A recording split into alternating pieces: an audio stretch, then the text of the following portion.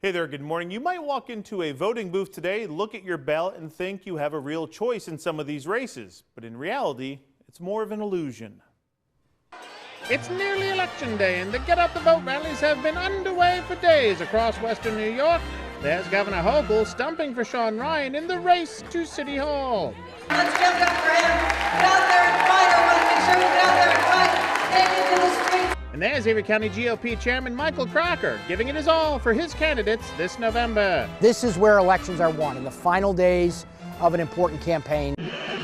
And when you head to the polls on Tuesday, there's something you should know. Nearly 80% of the races across western New York have already been decided. It's merely an illusion that you have a real choice in the vast majority of these races. Let me give you some context. Across the 8 counties of western New York, there are 687 races on the ballots. Everything from Buffalo Mayor, Erie County Controller, to tax collector in Alma. Of those 687 races, 147 of them are contested, meaning that there are multiple candidates in that race. Put in another way, only 21% of the races across the region will be decided in Tuesday's election. And you've seen the high-profile ones like Amherst Town Supervisor, North Tonawanda Mayor, and so on. Real stakes, real races. But ballots across western New York are filled with a total of 540 races that only have one candidate, including the Erie County Sheriff's race, perhaps the highest profile uncontested race. County by county, the numbers are staggering. Of the 117 races in Allegheny County, only 14 are contested. Orleans County, 3 of them are contested. Wyoming County, 7. But that trend isn't just isolated to rural counties. In Erie County, only 37% of the races are contested. Another trend, in some areas of the region, Democrats have carved out strongholds of uncontested races. In other parts, Republicans have done the same. And it all leads to a lack of choice on Election Day. Yeah, I think that hurts local governance, right? When people don't have a choice, if they're not happy with how their town is being run or their taxes are being spent, and they don't have a choice. Harvey Palmer is an associate professor of political science at UB. One of his areas of focus is engagement in elections. Now, while a lot of attention is given to high-profile races and promises made by those candidates, the reality is the impact of decisions is felt the greatest at the local level, whether it's your town council, supervisor, or even superintendent of highways.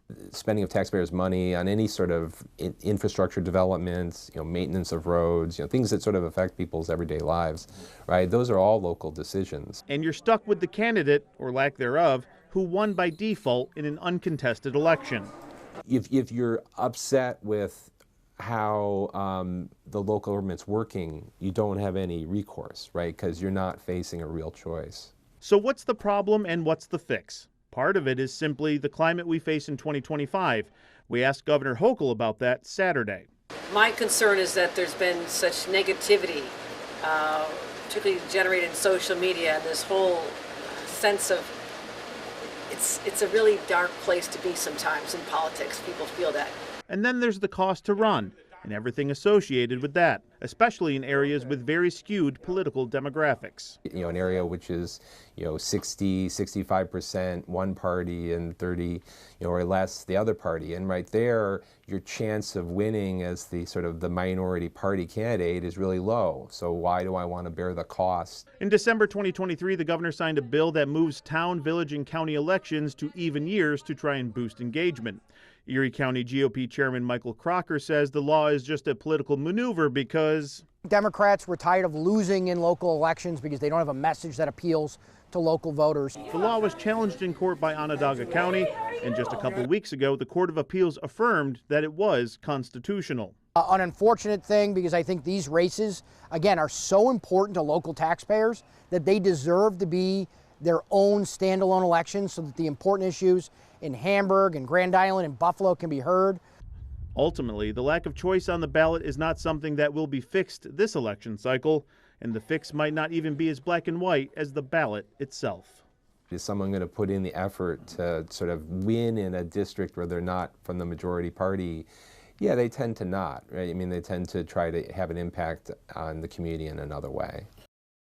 Now, I know there was a lot of numbers in that story. We have a more detailed breakdown of the data posted right now on WGRZ.com. On your side, Nate Benson, Channel 2 News.